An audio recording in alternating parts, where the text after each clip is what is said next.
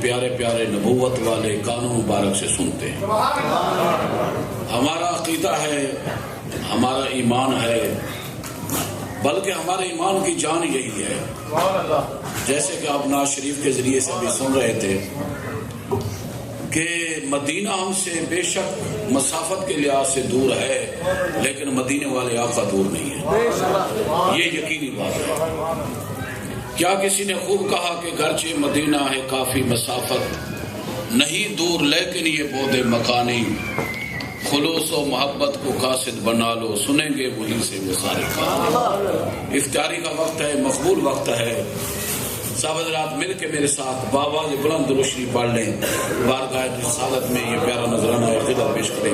الصلاۃ والسلام علیک یا سیدی یا رسول اللہ، الصلاۃ والسلام علیک یا سیدی یا حبیب اللہ، الصلاۃ والسلام علیک یا رحمۃ للعالمین، الصلاۃ والسلام علیک یا خاتم النبیین.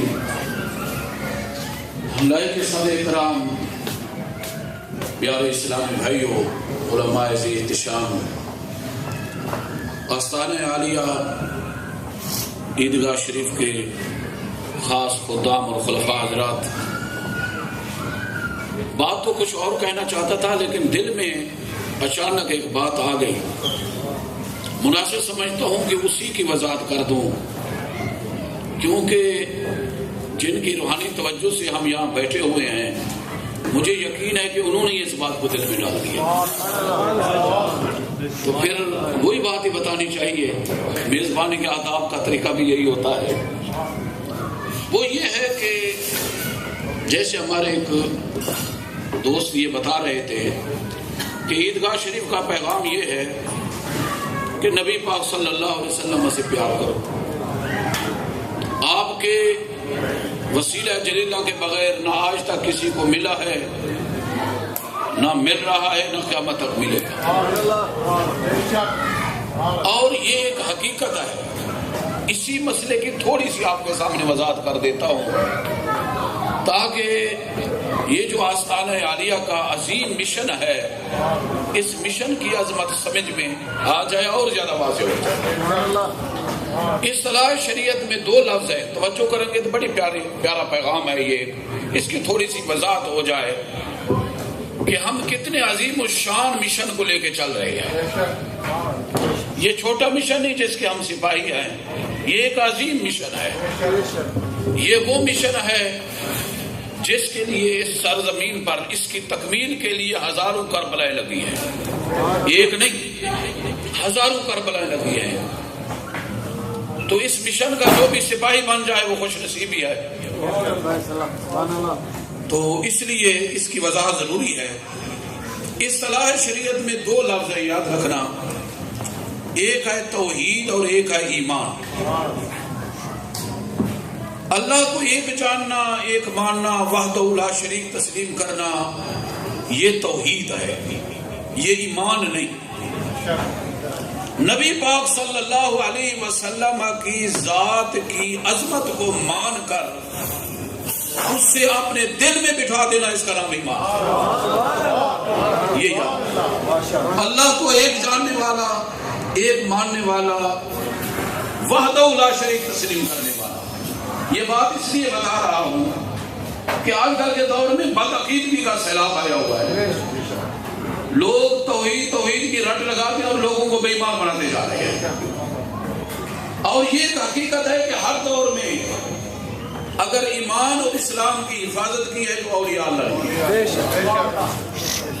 تو یہ ایک عظیم شان مشن ہے. بہرحال آپ سمجھے، دیکھیں، اللہ کو ایک جاننے والا، ایک ماننے والا، وحدہ لا شریک تسلیم کرنے والا، وہ موحد ہو سکتا ہے، مومن نہیں ہو سکتا.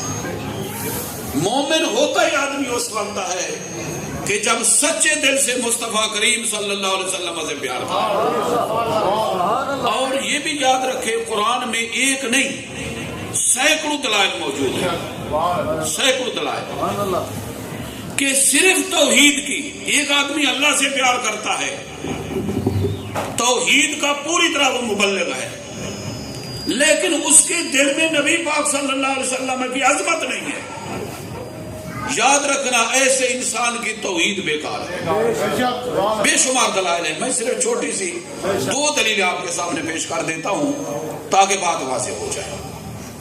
سب سے پہلی دلیل دیکھیں کہ شیطان اللہ تعالیٰ کی ذات و صفات، حشر و نشر، جنت و دوزخ، بلکہ آمنت باللہ و ملائکتہ کے ارکان کا وہ منکر تھا.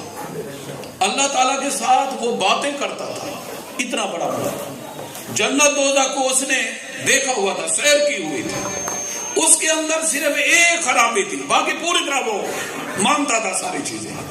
اس کے اندر ایک خرابی تھی کہ وہ نبی کی بارگاہ کا ادب نہیں کرتا تھا. استاذ الملائکہ، اتنا بڑا اعلیٰ درجہ رتبہ رکھنے والا، جب اس نے بارگاہ رسالت کا ادب نہیں کیا، اللہ تعالیٰ نے اس کو اپنے دربار سے نکال دیا اور بتا دیا قیامت تک آنے والے انسانوں کو، قیامت تک آنے والے لوگوں کو بتا دیا، سب حاجوں کو، صوفیوں کو، علماء کو، سب کو بتا دیا کہ دنیا میں موحد بن کے نہ رہنا ورنہ مارے جاؤ گے، مومن بن کے رہنا، حضور کے غلام بن کر. دوسری دلیل دیکھیں، پتہ چل گیا کہ صرف توحید کی، بغیر نبی پاک صلی اللہ علیہ وسلم کے ساتھ محبت کرنے کے کوئی قیمت نہیں. آج کل کے دور میں ایسے لوگ بہت ہیں، آپ آئے دن چینلوں پہ سنتے رہتے ہیں، جو توحید کا پرچار کرتے ہوئے یہ کہتے ہیں کہ نبی پاک صلی اللہ علیہ وسلم تو مدینہ شریف میں ختم ہو گئے، ان کی ہڈیاں بھی باقی. امام حسین تو واقعی کیا تھا، وہ ایک باغی تھا، وہ لائق ہی تھا کہ اسے قتل کیا تھا. اور ہماری دنیا ان لوگوں کو بڑا سنتی ہے، ان سے بچ کے رہے. اگر دنیا اور آخرت بہتر بنانا چاہتے ہیں تو یہ تو عیدگاہ شریف کا پیغام ہے، اسے پکڑے. یہ وہی پیغام ہے جو نبی رحمت صلی اللہ علیہ وسلم نے چلا ہے، یہ کوئی نئی تحریک نہیں ہے. اب دوسری دلیل سنیں، اس کے بعد وقت ہمارے پاس تھوڑا ہے، کہ مشہور حدیث ہے، آپ نے 12 علماء سے سنی ہوگی کہ جب انسان مر کر قبر میں پہنچ جاتا ہے تو اس سے کتنے سوال ہوتے ہیں. مشہور حدیث ہے 3 سوال، ذرا اس پہ غور کریں. پہلا سوال یہ ہوتا ہے من رب کا، قبر میں آنے والے انسان بتا تیرا رب کون ہے. بندہ جواب دیتا ہے ربی اللہ، میرا رب اللہ ہے اور میں اس کو وحدہ لا شریک مانتا ہوں. ایمان سے بتائیں وہ نجات پا گیا ہے؟ حالانکہ اس نے اللہ کو تو مان لیا. دوسرا سوال کرتے ہیں ما دینوں کا، تیرا دین کیا ہے. کہہ دیتا ہے دینی الاسلام، نماز روزہ کو مانتا ہوں، حج زکات کو مانتا ہوں، سارا دین سچا. لیکن امتحان میں کامیاب ہو گیا. آخر میں تیسرا سوال ہے، کامیابی کا دار و مدار اس پر ہے. یہی مشن اہل سنت، یہی مشن ہے ہمارے مشائخ اعظام رضوان اللہ علیہ مجمعین کا، اور جو موجود ہیں اللہ ان کی زندگیوں کو بلند کرے. وہ کیا سوال ہے تیسرا، کہ ما کنت تقول فی حق ھذا الرجل، یہ جو سامنے اللہ کے محبوب نظر آ رہے ہیں، یہ بتا دنیا میں ان کے ساتھ تیرا تعلق کیسا تھا. بس یہ تیسرا سوال ہے. اگر وہ عاشق رسول ہوتا ہے، اب اگر کوئی ایسا بدعقیدہ ہوئی قبر میں یہ کہہ دے نعوذ باللہ کہ وہ تو بس دیوار کے پیچھے بھی کچھ نہیں جانتے، یہ جان کر کے دور میں پرچار کرنے والے کہتے ہیں مدینہ شریف نہ جاؤ، وہاں جانے کی کیا ضرورت ہے، بس حاجی تو ہو گیا بیت اللہ میں، وہاں جانے کی. اگر یہ کہہ دیا تو امتحان میں کامیاب ہو جائے گا؟ نہیں. یہ اس سوال کا صحیح جواب وہی دے گا جو عاشق رسول ہوگا. وہ کہے گا یہ اللہ کے پیارے محبوب میرے سچے رسول ہیں، اب کامیاب ہو. اب یہی بات سمجھنی ہے بھائی، صرف اللہ کو ماننا کافی ہوتا، اس سے پیار کافی ہوتا، قبر میں پہنچنے والا انسان پہلے سوال پر کامیاب ہو جاتا. صرف دین کو ماننا، اس سے پیار کرنا کافی ہوتا، دوسرے سوال پر کامیاب ہو جاتا. معلوم ہوا انسان اس وقت تک کامیاب نہیں ہو سکتا جب تک وہ سچا غلام رسول اللہ بنے. ایک سادہ سی مثال دے کے اپنی بات کو سمیٹ دوں. سادہ سی مثال ہے تاکہ ہر ایک کی سمجھ میں آ جائے. دیکھیے ریل گاڑی کا ڈبہ اچھے سے اچھا ہو، بڑا اس پر خرچ کیا گیا ہو، تو ریلوے کی پٹڑی پہ کھڑا ہوا ہو، لیکن انجن کے ساتھ وہ جڑا ہوا نہیں ہے. ایمان سے بتائیں اس کا کوئی کرایہ دے گا؟ کہ یار یہ خوبصورت ڈبہ ہے، اس میں بیٹھتے ہیں تو کرایہ دے، کوئی اس کا کرایہ نہیں. بیکار ڈبہ ہے، مال گاڑی ہے، ٹوٹا پھوٹا ڈبہ ہے، لیکن انجن کے ساتھ وہ جڑا ہوا ہے، اس کا کرایہ بھی ہے، اس کی قیمت بھی ہے. اسی طرح اگر حاجی، غازی، نمازی، مواحد، عالم کا دامن نبی رحمت صلی اللہ علیہ وسلم کے ساتھ جڑا ہوا نہیں ہے، اس کا حاجی ہونا بھی بیکار ہے، اس کا نمازی ہونا بھی بیکار ہے، اس کا عابد و زاہد ہونا بھی بیکار ہے۔ اگر ہم جیسے گناہگاروں کا دامن پیارے مصطفیٰ کے ساتھ وابستہ ہے تو کشتی پار ہے۔ شیطان کو دیکھے ساری باتیں کرتا تھا، پہلے بتا چکا ہوں، ایک خرابی تھی، صرف اللہ کے نبی سے پیار نہیں کی۔ ہزاروں سال اس نے رکوع کیے، تھوڑی باتیں نہیں کی، ہزاروں سال سجدے کیے، اس کی پیشانی پہ محراب بنے ہوئے تھے، سجدوں میں پڑا رہا، صرف نبی کا دامن نہیں ملا، قیامت تک اس کے گلے میں لعنت کا توڑ ڈال دیا۔ حضرت اکرم ابو جہل کے فرزند ہیں، یہ دشمن رسول کا بیٹا ہے، میرے نبی کا دامن مل گیا، نتیجہ ملا رضی اللہ تعالیٰ۔ اور قیامت کے دن جو نتیجہ ملے گا دنیا اپنے آنکھوں سے دیکھے گی، پھر ہم کیوں نہ کہیں۔ اور یہی عیدگاہ شریف کا مشن ہے، یہی اولیاء اللہ کا مشن ہے، یہی پیغام ہے کہ جدھر ان کی نگاہ ادھر خلق ہوتا، بلکہ ادھر ہی خدا، ہر ذرہ دل بن جاتا ہے، ہر چیز نظر آ جاتی ہے، اٹھتی ہیں جدھر ان کی نظریں کونین ادھر ہو جاتی ہیں۔ نماز اچھی، حج اچھا، زکوٰۃ اچھی، روزہ اچھا، مگر باوجود ان کے میں مسلمان ہو نہیں سکتا جب تک نہ کٹ مروں کھا جائے بطحا کی عزت پر، خدا کی قسم کامل میرا ایمان ہو نہیں سکتا۔ علامہ اقبال صاحب کی بات کر رہے تھے تو ان کا بھی ایک شعر سناتا چلو۔ آپ یہی فرماتے ہیں، مصطفیٰ بے رسا خیشرا کے دین ہما ہوز گربا ہو نہ رسی ہما بو لہبیز۔ فرماتے ہیں انسان اپنے دل کا تعلق نبی پاک صلی اللہ علیہ وسلم کے ساتھ بنا لے، اگر تیرے دل کا تعلق اللہ کے نبی کے ساتھ نہ بنا، بے شک تو اعلیٰ درجے کا بے ظاہر کیوں نہ ہو، اقبال کے نزدیک تیرے اور ابو جہل کے درمیان کوئی فرق نہیں۔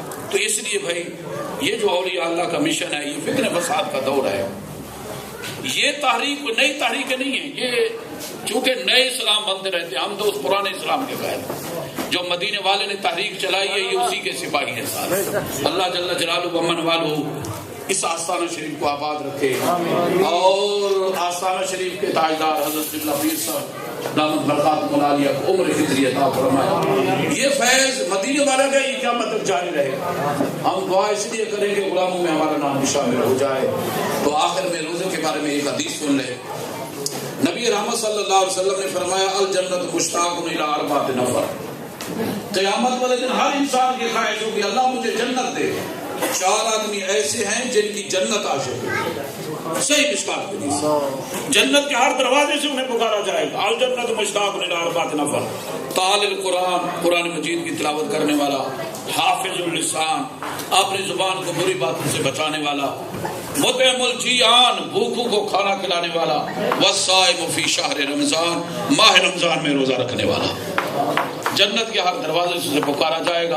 اللہ جل جلالہ و من والو ہماری حاضری قبول فرمائے، ہمارے دوست جنہوں نے اہتمام کیا اللہ ان کے اس پیار و محبت کو قبول فرمائے، آمین ثم آمین۔ جتنے بیمار ہیں سب کو صحت ہو، جناب چودھری صاحب دوسرے حضرات، اللہ کریم ہماری جتنی اسلامی بہنیں ہوئی ہیں سب کی حاضری قبول ہو، آمین ثم آمین۔ وما علینا الا البلاغ۔